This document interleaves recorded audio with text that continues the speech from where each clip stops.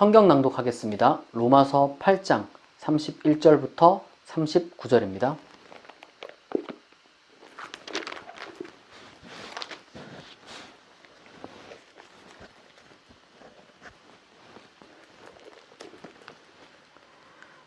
그런즉 이 일에 대하여 우리가 무슨 말 하리요? 만일 하나님이 우리를 위하시면 누가 우리를 대적하리요? 자기 아들을 아끼지 아니하시고 우리 모든 사람을 위하여 내주시니가 어찌 그 아들과 함께 모든 것을 우리에게 주시지 아니하겠느냐? 누가 능히 하나님께서 택하신 자들을 고발하리요? 의롭다 하신 이는 하나님이시니 누가 정죄하리요? 죽으실 뿐 아니라 다시 살아나신 이는 그리스도 예수시니 그는 하나님 우편에 계신 자요 우리를 위하여 간구하시는 자시니라. 누가 우리를 그리스도의 사랑에서 끊으리요? 환난이나 곤고나 박해나 기근이나 적신이나 위험이나 칼이랴. 기록된 바 우리가 종일 주를 위하여 죽임을 당하게 되며 도살당할 양같이 여김을 받았나이다 함과 같으니라. 그러나 이 모든 일에 우리를 사랑하시는 이로 말미암아 우리가 넉넉히 이기느니라. 내가 확신하노니 사망이나 생명이나 천사들이나 권세자들이나 현재일이나 장래일이나 능력이나 높음이나 깊음이나 다른 어떤 피조물이라도 우리를 우리 주 그리스도 예수 안에 있는 하나님의 사랑에서 끊을 수 없으리라. 아멘. 로마서 강의 20번째 시간입니다. 이 본문은 특별히 그리스도인이 아무리 우리가 믿음으로 살아가지만 그럼에도 불구하고 힘들고 지칠 때 힘을 내서 살아갈 수 있게 만들어주는 그런 본문입니다. 우리가 바울의 인생에 대해서 간접적으로나마 비록 직접적인 건 아니지만 알고 있는데요. 고생을 많이 했죠. 그 누구보다도 정말 하나님 나라 위해서 살았지만 이 땅에서의 삶이 그렇게 순탄하지만은 않았다는 것을 우리가 잘 알고 있습니다. 그런데 도대체 그는 그런 힘든 일을 수도 없이 겪으면서도 어떻게 끝까지 하나님 나라를 위한 그 삶을 살아갈 수 있었는가? 우리가 그러한 세상에 지지 않고 언제나 세상에 이기며 살아낸 그 바울의 그 신앙의 비밀에 대해서 이 본문을 통해서 함께 살펴보면 좋겠습니다. 로마서 8장의 이 부분은 많은 사람들이 이제 찬송으로 이해해요. 일종의 이제 바울의 감탄 내지는 이제 하나님께 돌려드리는 어떤 영광스러운 송영으로 많이 이해되기 때문에 사실 그렇게 심도 있게 로마서 강해나 주석에서 다루어지지 않습니다. 바울이 이 부분을 통해서 하나님께 감사의 말을 전한다. 이런 식으로 마무리되는 그런 주석이 대부분이에요. 그러나 우리가 조금 더 깊이 있게 이 부분을 묵상할 때 분명히 아까 말씀드렸던 그러한 큰 힘을 우리도 얻을 수 있을 거라 확신합니다. 먼저 31절부터 34절을 다시 읽어보겠습니다. 그런즉 이 일에 대하여 우리가 무슨 말 하리요? 만일 하나님이 우리를 위하시면 누가 우리를 대적하리요? 자기 아들을 아끼지 아니하시고 우리 모든 사람을 위하여 내주시니가 어찌 그 아들과 함께 모든 것을 우리에게 주시지 아니하겠느냐? 누가 능히 하나님께서 택하신 자들을 고발하리요? 의롭다 하신 이는 하나님이시니 누가 정죄하리요? 죽으실 뿐 아니라 다시 살아나신 이는 그리스도 예수시니 그는 하나님 우편에 계신 자요 우리를 위하여 간구하시는 자시니라. 지금 누가 우리를 고발하리요? 누가 우리를 정죄하리요? 이런 식으로 지금 바울이 말하고 있는데, 따라서 현재 지금 바울이 염두에 두고 있는 것은 지금까지 로마서 전체를 통해서 반복적으로 말씀드렸던 것처럼 바로 율법 종교라고 할 수 있습니다. 그런데 때때로 이런 논쟁이 신학적으로 제기됐어요. 그러니까 유티프로라고 부르기도 하고 혹은 에오티프로라고 부르기도 하는데, 그 에오티프로의 딜레마라고 부르는 게 있습니다. 그게 뭐냐면은 이런 거죠. 그러니까 경건한 자가 하나님께 이제 사랑받는 그 문제에 대해서 이야기를 하는 건데요. 구체적으로는 이런 내용입니다. 경건한 자는 혹은 이제 경건한 것은 신들의 사랑을 받기 때문에 경건한 것인가, 아니면 경건하기 때문에 신들에게 사랑을 받는 것인가, 이런 이야기를 이제 딜레마를 제기한 적이 있습니다. 그러니까 하나님께서 무언가를 소중히 여기고 아름답게 여기는 이유는 하나님께서 그것에 대해서 어떤 가치가 있기 때문에 하나님께서 그렇게 사랑하는 것인지, 아니면 하나님이 사랑하니까 가치가 있는 것인지, 뭐 이런 일종의 어떻게 보면 좀 사변적인, 형이상학적인, 추상적인 그런 논쟁이 신학적으로 있었습니다. 뭐 비슷한 이야기들이 끊임없이 반복됐어요. 그런데 중요한 것은 바울이 말하는 기독교 신앙은 이러한 사변으로부터 약간은 벗어나 있습니다. 어떻게 보면 좀 단호한 입장을 가지고 있는 거예요. 이거는 고민할 거리가 아니다. 왜냐? 바울에게 있어서 하나님은 개인의 경건과 상관없이 인간을 사랑하는 분이기 때문에 그렇습니다. 율법 종교에 의하면은 우리는 부족한 존재예요. 우리는 경건하고 선하고 아름답기보다는 불경하고 악하고 추합니다. 그것을 우리가 날마다 사실 우리를 돌아보면서 발견하죠. 그런데도 하나님은 그럼에도 불구하고 우리를 사랑하고 계십니다. 이게 지금 바울이 말하는 기독교 신앙의 핵심입니다. 흔들리지 않고 단호한 겁니다. 하나님은 그 사랑의 절대성을 아들을 내어주심을 통해서 이미 우리에게 보여주셨다. 지금 사도 바울이 그 얘기를 하는 거예요. 아들을 언제 우리에게 주셨느냐? 우리가 죄인 되었을 때, 우리가 아직 경건치 않을 때에 이미 하나님 우리에게 자기 아들까지 내어주신 분이다. 그러니까 우리는 우리를 자꾸 바라볼 게 아니라 하나님을 바라보자. 그리고 하나님의 눈으로 우리를 바라보자는 거예요. 우리는 비록 우리 자신을 놓고 보면 부족하고 악하지만 하나님은 항상 우리를 그런 것과 상관없이 사랑하시는 분이시다. 의심하지 말라. 이걸 지금 바울이 이야기를 하고 있는 겁니다. 33절에 보면 하나님이 택하신 자라는 이런 표현이 나옵니다. 많은 기독교인은 이런 하나님의 그 선택을 소위 말해서 그 종교개혁자 중에 칼빈이라고 있습니다. 그 사람을 쫓아서 이중 예정이라는 것을 교리적으로 너무 쉽게 받아들여요. 쉽게 말해서 그 하나님께서 사랑하는 사람, 그리고 이제 사랑하지 않고 버려두는 사람, 이걸 이제 유기한다 그래요. 버려둔다. 그러니까 버려두는 사람 하나님께서 이미 다 결정해 놓으셨다. 이런 식으로 이중 예정을 말하는 사람들이 많이 있습니다. 바울은 이게 16장 13절에서 이 하나님께서 택하신 자라는 표현을 한 번 더 사용하는데, 이제 그 부분에 보면 어떻게 되어 있냐면 주 안에서 택하심을 입은 루포와 그의 어머니, 뭐 이런 표현을 해요. 사실 바울이 말하는 그 예정 교리라는 게 없는 게 아닙니다. 사도 바울이 염두에 두는 예정, 하나님의 어떤 예정이라는 게 분명히 존재해요. 그것은 9장에서 로마서 9장에서 조금 더 자세하게 전개되기 때문에 그때 제가 조금씩 더 자세하게 다루겠습니다만, 그냥 말씀드릴 수 있는 건 그거예요. 그건 이제 어떤 거대한 역사관과 연결된 것이지 결코 무슨 어떤 개개인에 대한 숙명론적인 결정을 지금 말하는 게 아니라는 거예요. 말해서 누구는 구원받고 누구는 구원 못 받고 이게 하나님 안에서 결정되었다. 지금 바울은 그런 얘기를 하려는 것이 전혀 아니라는 겁니다. 하나님의 목적이라고 할 수 있는 하나님 나라, 그리고 이제 지금 여기서 말하는 하나님의 선택은 무관한 게 아닙니다. 우리가 이것을 종합적으로 생각할 수 있어야 돼요. 이 하나님의 선택이라는 것은 하나님 나라와 인간의 운명이 예정되어 있다.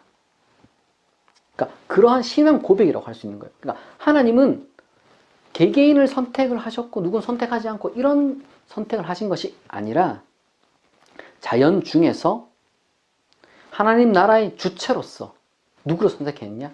사람을 선택했다는 거예요. 그게 지금 바울이 말하는 하나님의 선택이라고 할 수 있습니다. 따라서 하나님은 인간 모두를 예외 없이 아무도 포기하지 않고 모두에게 사랑을 베푸신 겁니다. 그러니까 하나님이 지금 의롭다고 하신다. 그게 칭의라고 하잖아요. 그런 하나님의 칭의는 용서와 동의어라고 할 수 있는 거예요. 그런 의미에서. 하나님은 다 용납해 주시는 분이라는 거죠. 그리고 그것은 당연히 하나님과 인간의 화해로 이어지는 겁니다. 바울이 이전에 이제 로마서 8장 이전 강의에서 제가 말씀드렸던 것처럼 성령이 우리를 위해 기도한다. 이것은 일종의 이제 의인화된 표현이라고 제가 말씀을 드렸죠. 그런 것처럼 여기서는 또한 그리스도 예수가 이제 부활하여 하나님 우편에서 우리를 위하여 현재 이제 기도하고 있다, 간구하고 있다, 이렇게 말하고 있습니다. 이 간구한다, 기도한다는 표현이 성령이 우리를 위하여 말할 수 없는 탄식으로 이제 간구한다, 기도한다라고 했을 때 27절에 사용된 그 단어와 여기서 사용된 단어가 똑같습니다. 성령이 우리를 위해 기도한다는 그 말은 수사학적인 것이고, 실제로는 우리가 무엇을 기도해야 될지 모를 때 성령을 좇아서 우리가 기도하는 것이다 라는 그런 실천적인 해석을 제가 말씀드렸습니다. 그런 것처럼 그리스도의 간구도 그 그리스도가 우리를 위해서 간구한다는 말은 곧 우리는 그리스도처럼 간구해야 된다. 이런 것과 동일한 실천적인 의미로 우리가 해석할 수 있다는 겁니다. 지금 바울은 그리스도에 대해서 어떻게 묘사를 하고 있느냐? 하나님은 그리스도를 보내셨습니다. 우리를 위해 자기의 사랑을 확증하시기 위해 아들을 보내셨습니다. 그렇기 때문에 여기 잠깐 말씀드리고 싶은 것은 지금 그리스도가 부활해서 하나님께서 보내신 그 그리스도가 죽고 부활해서 하나님 우편에 계신데 일부 신학자들은 마치 하나님과 그리스도의 그 마음과 의지가 대립하는 것처럼 그렇게 설명해요. 무슨 말이냐면 그리스도가 하늘로 올라가서 하나님이 지금 진노에 불타고 있는데 도저히 참을 수 없는 이 죄를 보면은 도저히 가만둘 수 없고 멸망시켜야 하는 그런 어떤 분노와 진노에 들끓는 아버지로 지금 묘사하면서 동시에 그분을 달래는 모습. 그리스도는 지금 하나님을 달래고 있다. 마치 이런 식으로 해석하는 사람들이 많이 있었습니다. 그리스도께서 하나님 우편에 있다는 표현을 그런 식으로 이해를 하고 마치 말하자면은 하나님과 그리스도가 갈등을 일으키고 하나님은 아직 사랑이 부족한 분, 정의롭긴 하지만 그리스도는 마치 성부보다 훨씬 더 그런 뭐랄까요 사랑이 많고 넓은 분, 이런 식으로 이제 해석을 했습니다. 그러나 그렇게 한다는 것은 우리가 제대로 된 하나님 이해가 아니잖아요. 그런 하나님을 우리가 믿지는 않잖아요. 우리가 삼위일체라는 것을 또한 기독교 전통에 따라서 고백할 때 성부, 성자, 성령의 동등한 그 사랑을 우리가 믿잖아요. 동등한 마음을 우리가 믿잖아요. 따라서 우리는 그런 식으로 해석하는 것은 우리의 신앙에 크게 도움이 되지 않는다 이렇게 생각을 합니다. 현재 지금 그리스도가 하나님 우편에 계셔서 우리를 위해 간구한다는 말은 우리도 그리스도처럼 하나님께 간구해야 된다. 그런 식으로 우리가 해석을 하는 것이 적절합니다. 그리스도가 하나님 우편에 있다. 혹은 하나님 우편, 이걸 조금 더 정확하게 직역하자면 하나님 오른손 안에 있다. 이런 뜻인데 이것은 관용적인 표현입니다. 유대교 전통 속에서 있었던 관용적인 표현이고 동일한 표현이 시편 110편 1절에 있는데요. 이게 그러니까 왕이 등극할 때 하나님께서 왕을 어떻게 생각하시냐, 왕은 어떤 존재냐 하나님 앞에, 이런 걸 이야기할 때 사용했던 그런 관용적인 표현입니다. 시편 110편 1절은 이렇게 되어 있습니다. 여호와께서 내 주에게 말씀하시기를 내가 네 왼수들로 내 발판이 되게 하기까지 너는 내 오른쪽에 앉아 있으라 하셨도다. 다시 말해서 이것은 무엇을 뜻하냐면 그리스도가 하나님과 함께 이제 세상을 통치한다. 그러니까 왕이신 그리스도를 지금 이야기를 하는 그런 표현인 거예요. 추사학적인. 그런데 그것처럼 그리스도와 연합한 그리스도인들도 그리스도와 마찬가지로 하나님의 자녀된 우리가 세상을 다스리는 자로서 혹은 세상에 이기는 자로서 하나님 우편에서 세계에 대해서 참된 하나님의 목적에 따른 인간으로서 하나님 형상을 가진 존재로서 주권을 행사하며 살아가야 한다. 그걸 지금 뜻하는 겁니다. 그리스도의 간구라는 바울의 수사학은 말하자면 그리스도처럼 우리는 세상에 대해서 어떤 마음가짐을 가져야 하느냐, 우리가 세상을 다스리기 위해서, 세상을 섬기기 위해서, 때로는 세상에 지지 않기 위해서, 세상을 이기기 위해서 그렇게 우리가 살아가야 한다. 하나님의 도움을 얻어서 그렇게 되어야 한다는 것을 지금 이야기를 하고 있다. 이렇게 우리가 실천적으로 해석하고 적용할 수 있는 겁니다.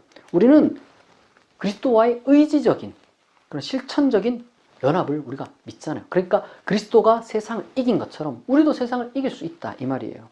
그러면은 도대체 그리스도인은 어떻게 세상을 이길 수 있느냐?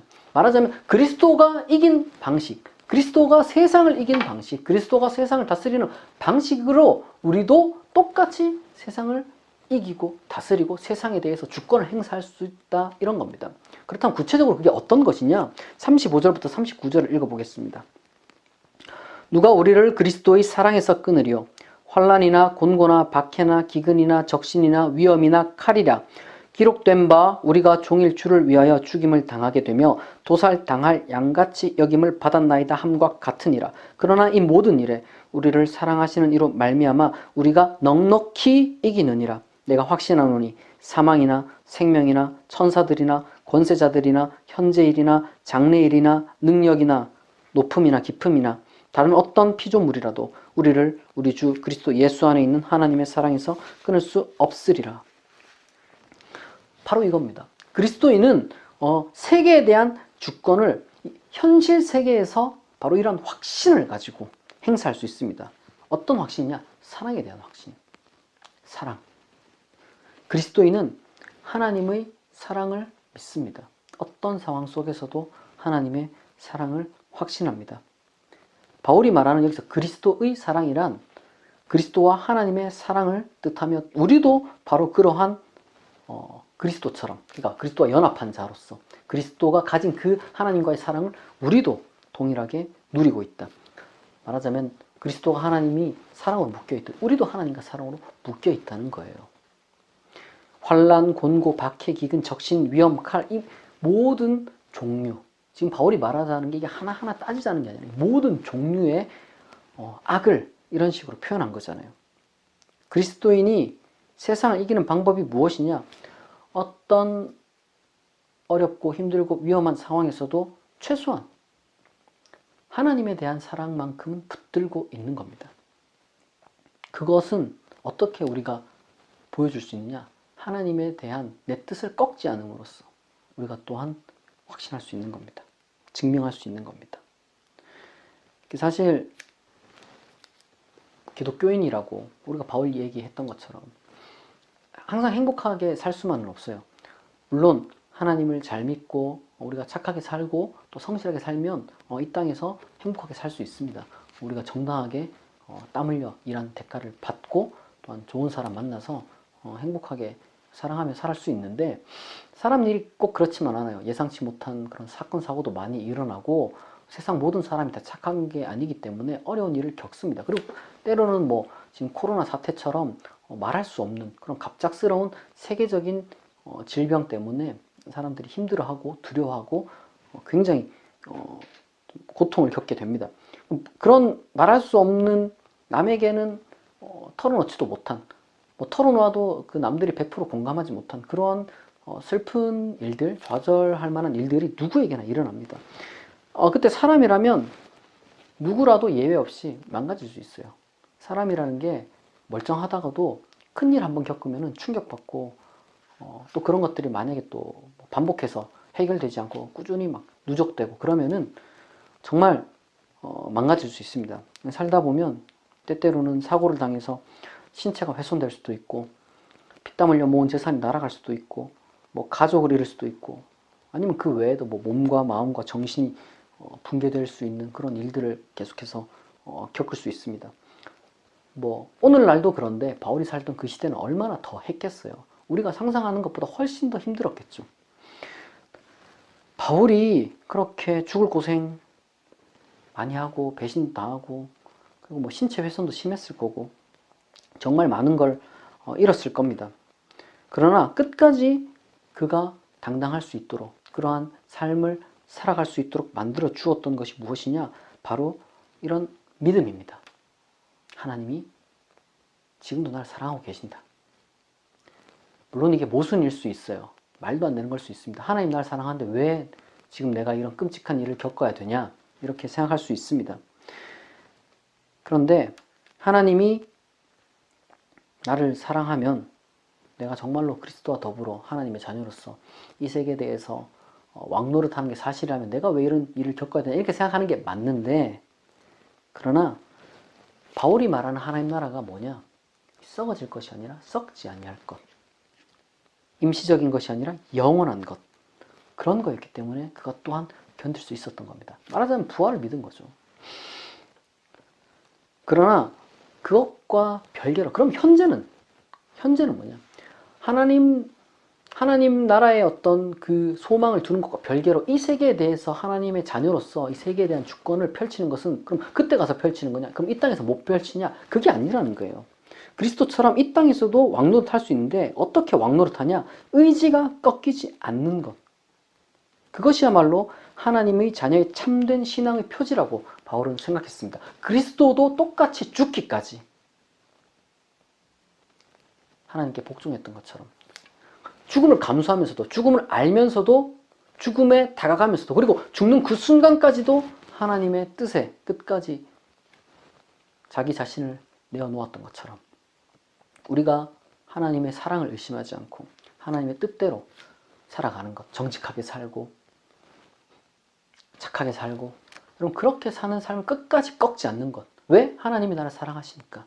지금 이 모든 순간 내가 그럼에도 불구하고 내가 착하게 살고 정직하게 살고 그렇게 살면 하나님께서 더 빛나실 거니까. 그리고 하나님 나라가 더 이 땅에 세워질 거니까. 사랑과 진실 이런 것들의 가치가 더 빛날 테니까. 이런 마음을 가지고 사는 것. 여러분 그 어떤 시련을 세계가 내게 준다 할지라도 우리의 의지가 꺾이지 않는다면, 바울의 표현을 빌리자면 사망이라 할지라도 내 의지를 꺾을 수 없다면 그것이야말로 우리는 세상을 이긴다. 세상을 다스린다. 세상에 대한 우리의 주권을 당당하게 행사했다라고 말할 수 있을 것입니다. 우리가 이것에 대해서 무모하고 멍청하고 어리석다. 세상이 볼 땐 그럴 수 있지만 그리스도인은 그렇게 어리석은 내가 지금 바보짓 하는가 아닌가 하는 그런 생각 가운데서도 그러도 마음 한켠에 이런 생각을 가지고 있습니다. 아니야. 하나님은 나를 사랑하고 계셔. 그리고 이게 하나님 뜻이야. 하나님이 내 인생을 이대로 버려두지 않을 거야. 왜? 그리스도를 부활시키셨던 그 하나님을 내가 믿으니까. 이런 믿음을 가지고 우리가 살아가면 세상에 지지 않는다는 겁니다. 우리는 그리스도의 모범을 봄으로써 죽기까지 복종하고, 그리고 그 죽은 자 가운데서 다시 부활한 그 그리스도를 우리가 묵상하면서 우리가 그리스도의 죽음과 부활을 다시 말해서 믿는 자들로서 그리스도처럼 우리도 비록 죽는다 할지라도 하나님이 일으키실 것을 믿기 때문에 죽음에 이르는 순간까지도 우리는 좌절하지 않고 세상의 시련에 결코 약해질 수 없습니다. 그것이 바로 그리스도인이 세상을 이기는 방식입니다. 세상의 방식으로 세상이 그 정한 그 룰로 싸우면 우리가 져요. 당연히 지겠죠. 그러나 그리스도인은 그것과 전혀 다른 하나님의 방식으로, 그리스도의 방식으로 세상에 대해서 주권을 행사합니다. 바울의 마지막 말을 다시 한번 나누도록 하겠습니다. 내가 확신하노니 사망이나 생명이나 천사들이나 권세자들이나 현재일이나 장래일이나 능력이나 높음이나 깊음이나 다른 어떤 피조물이라도 우리를 우리 주 그리스도 예수 안에 있는 하나님의 사랑에서 끊을 수 없으리라. 기도하겠습니다. 자비하신 하나님 아버지, 우리가 어떤 상황에서도 하나님의 사랑에서 끊어지지 않는 하나님의 자녀가 되었음에 감사합니다. 모든 상황 속에서도 우리를 향한 하나님의 사랑, 그리고 하나님의 뜻을 붙들고 넘어지지 않고 쓰러지지 않는 우리가 되게 하옵소서. 예수 그리스도의 이름으로 기도합니다. 아멘.